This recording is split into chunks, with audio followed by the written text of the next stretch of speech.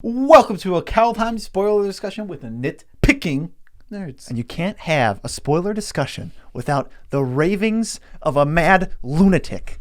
And we have two.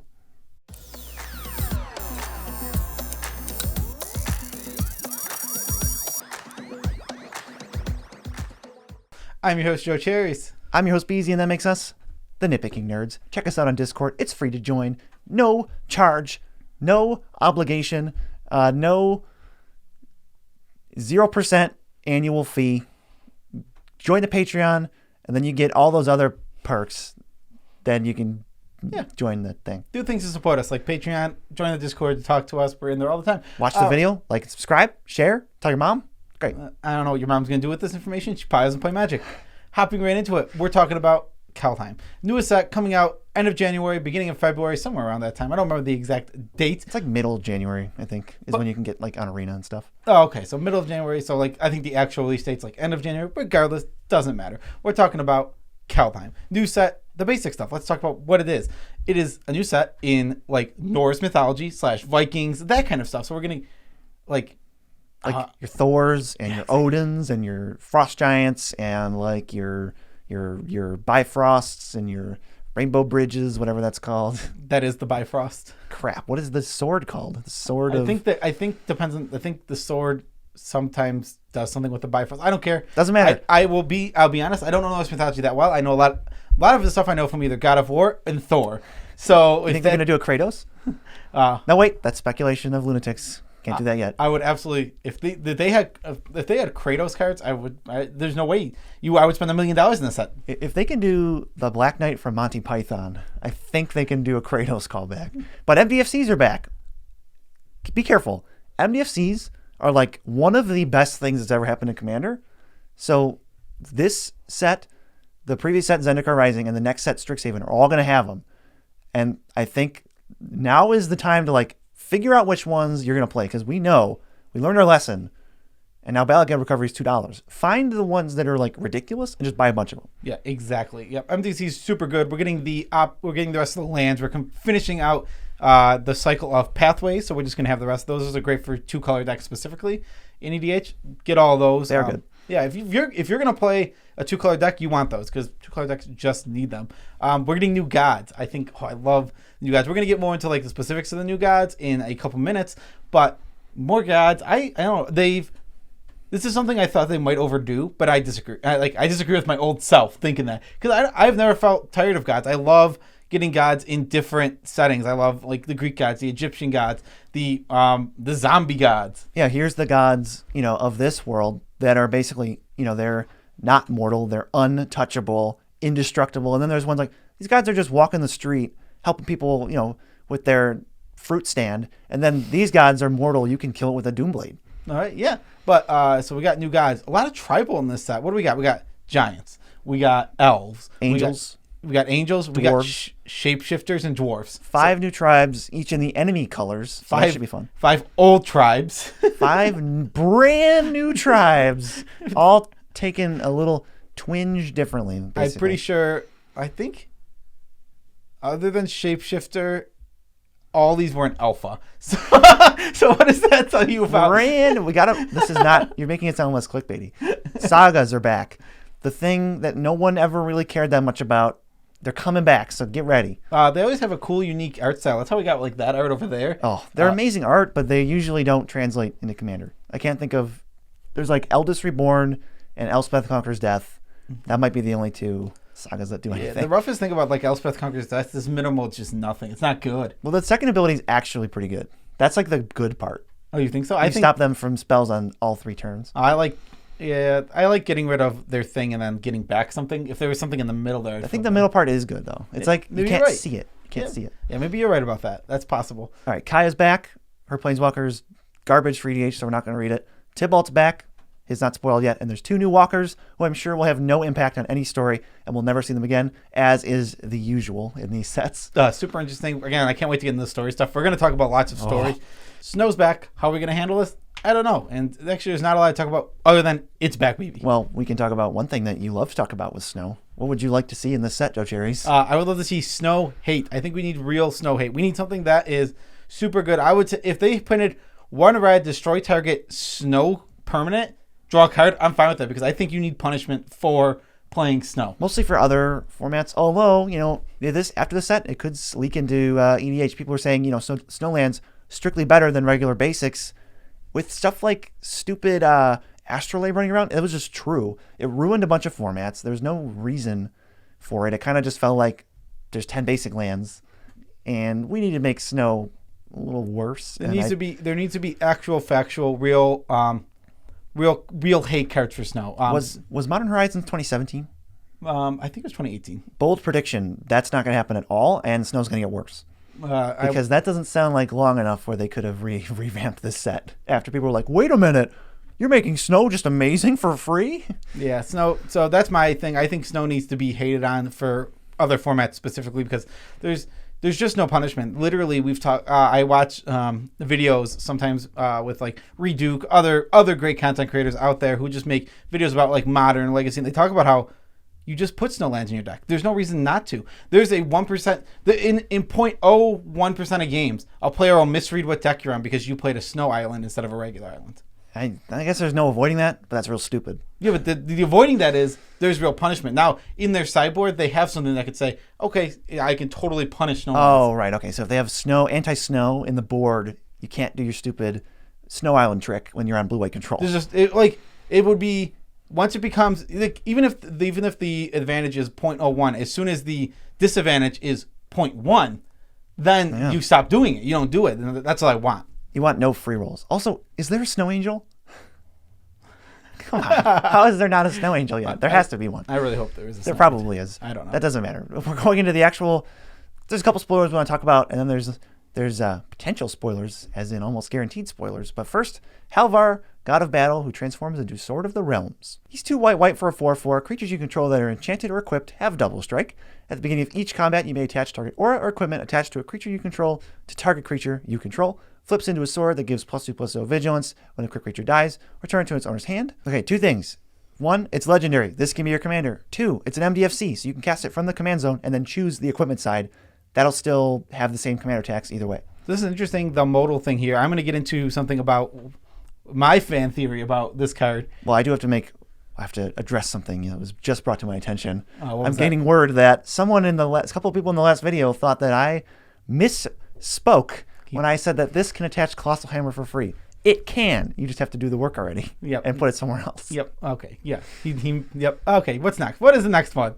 Yes. The next one is just the meme lord of the set, Tusky, Bearer of Secrets. It's a legendary squirrel. It does nothing else. It's probably okay. It's got the Aura and Viper text, and it's indestructible. I mean, it's definitely... The thing is, this card is good. It looks okay. I mean, the fact is, it's indestructible, it's hard to remove, and on top of that, it's just, if you have a small, dorky creature deck, you're going to love this card. I think this card goes great in, we actually, coming out tomorrow, we have an Azuri deck. This card would be great in that kind of deck. It would be pretty sweet. Yeah, exactly. I think this card is very good, actually, in Commander, and I think it is a great 99 card. And obviously people are going to play this commander because who doesn't want to go, look at my squirrel commander. Also, did you see the alternate art for it? If not, I need to show you right now. No, but I do have my preferred secret Lair alternate art would be Vince with Slapchop, and the flavor text is, you're going to love my nuts. But I love the alternate art for this card so much. It looks like a squirrel more than the other one does, and it looks pretty badass for a squirrel. It does. And now, okay, we got to get to the controversial sky is falling part of this. So there were 2 leaks. They were leaked.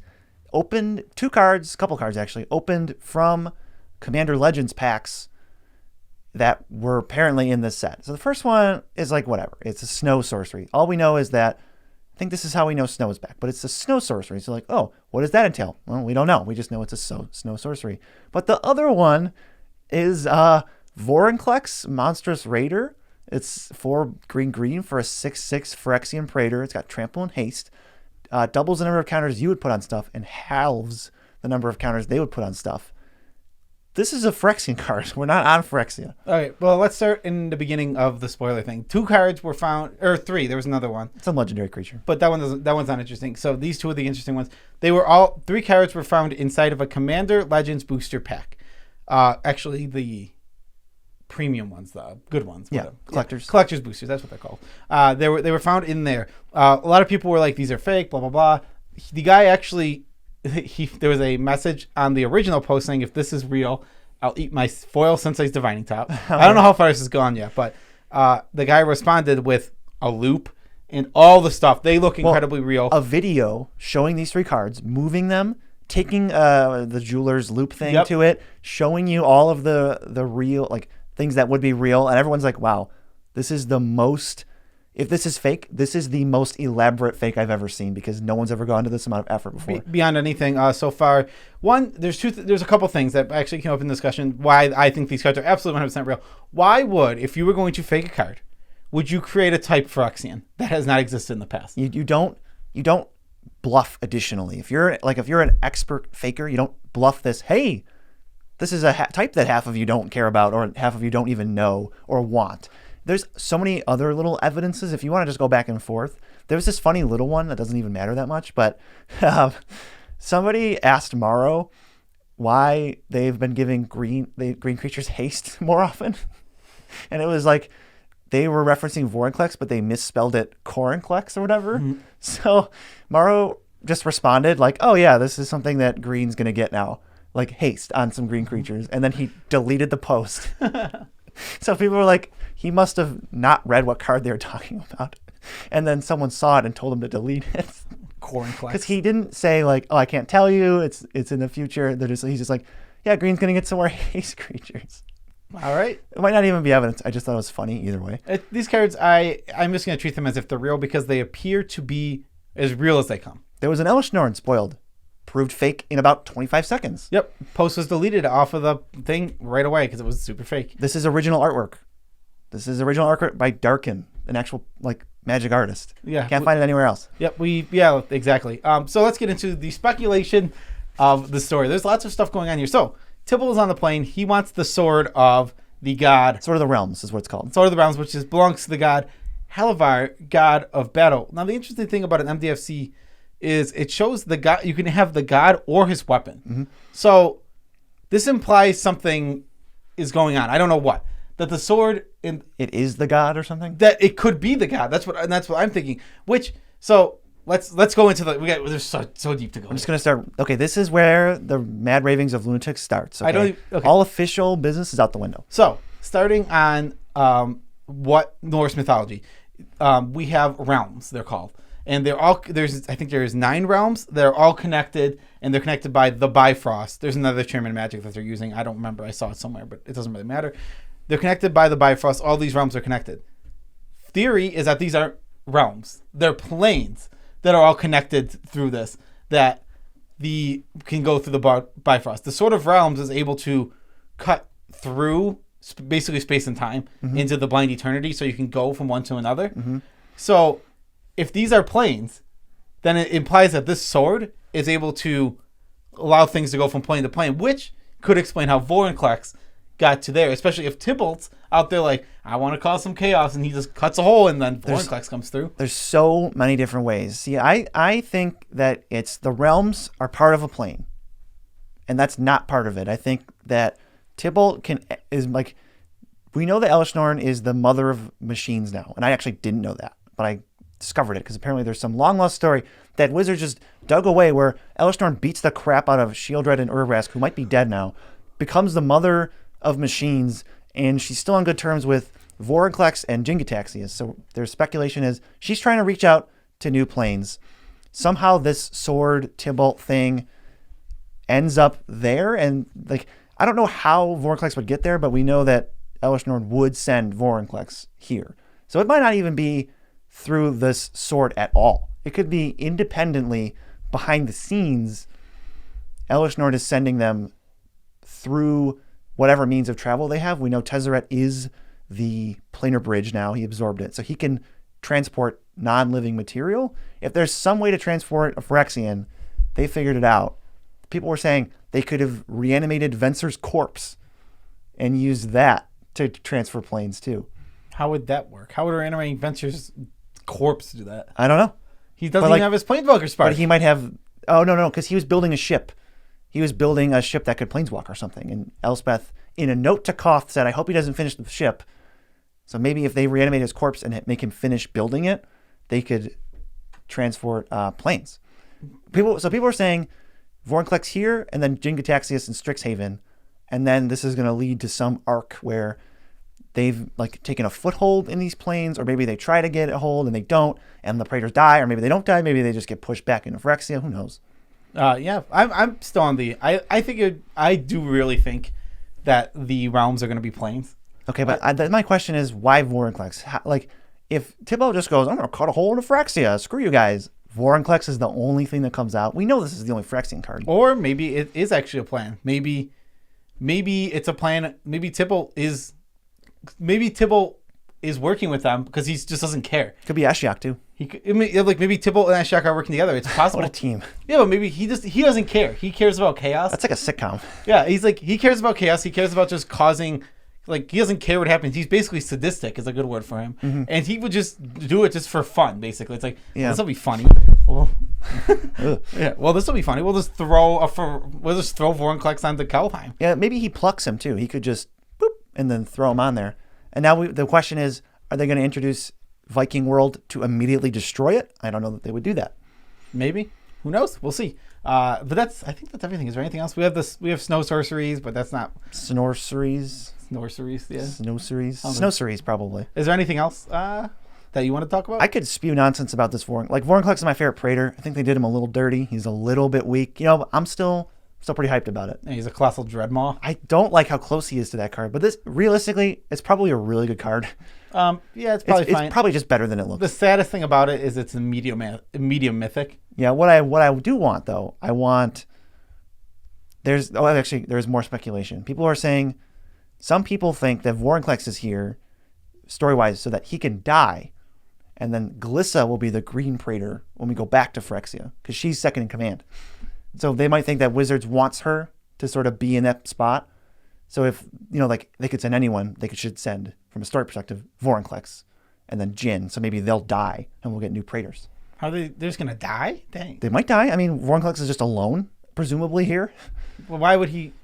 He just goes alone and gets killed. That'd be weird. I don't know. It would be super weird. I don't know. Like, it seems either he will, and like from a non-lore, so like a non-BS perspective, what would actually happen? He would either go, Phyrexia takes hold, no one can stop it, plane's doomed, 10 years from now. Like, he just has to like poop in the grass or something, and the Phyrexian oil just ruins everything. Or he dies and nothing happens, which is dumb.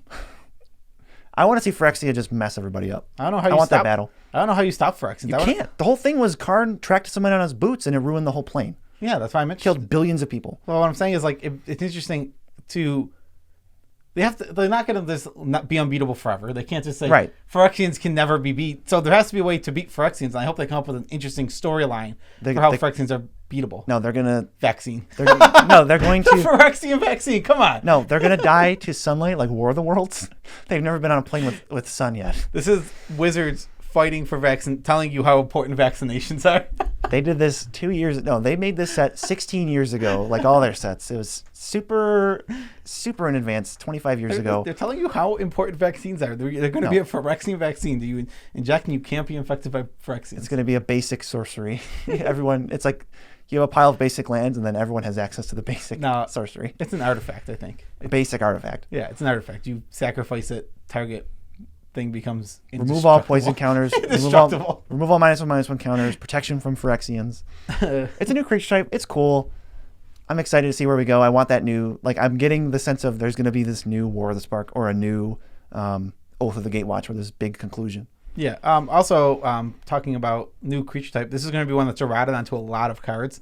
Going back, with Phyrexian being a type, which I think the reason that they're officially doing this is they're really moving is with the what was the last set? With Zendikar, they really show that they're doing class race. Yes. And Phyrexian's a race. So it's going to give us class race. We're going to, let's say, instead of just being a horror, it'll be a Phyrexian horror. Which means it opens up Phyrexian tribal decks, which was not a thing that you can do until now.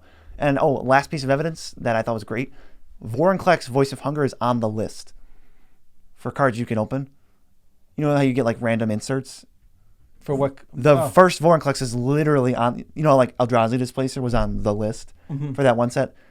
It's Vorinclex is just on this. Obviously, why would the Kaldheim list? Yeah, the original Vorinclex is on the Kaldheim list. Oh, okay. It's That's pretty sus. Yeah, that's pretty. All right. Well, that's special shout outs to nonsense. all of our patrons. We love you all as much as we can without making you uncomfortable, because we hate making you uncomfortable. You guys are all listening to the Poopy Babies. You really are helping this channel. We're getting close to making this full time. We're doing 4 videos this week, maybe 5 if we have time. We'll see.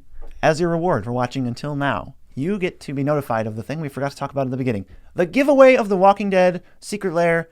It's Twitter related. You just have to follow us on Twitter. Be followed when we do the drawing at the end of December, beginning of January. You will be entered to win one of these for free. Yep. All you got to do is follow us. That's all we check. And if you're a patron, you can also win one. That's also the giveaway for this month. So check us out on patreon.com. You can, even if you don't care about any of this crap, go to the TCG player link where we're going to link you to something. And you can navigate from that something to whatever you want. Buy whatever you want. We get a kickback on the order. It helps out the channel. We're trying to go full time, baby. Oh, yeah. Oh, I forgot about something. What? Dang it. I forgot to mention. I thought the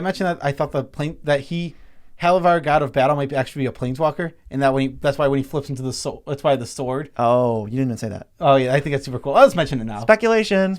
Yeah, that I think it's possible that he's actually a planeswalker, but doesn't know how to, with an unignited spark. So that's why the sword is able to do stuff, but he isn't. I think I don't care about Harry Potter ripoff or Viking ripoff, so I say completely Phyrexianify everything, kill them both off. Let's never go to these dumb planes again.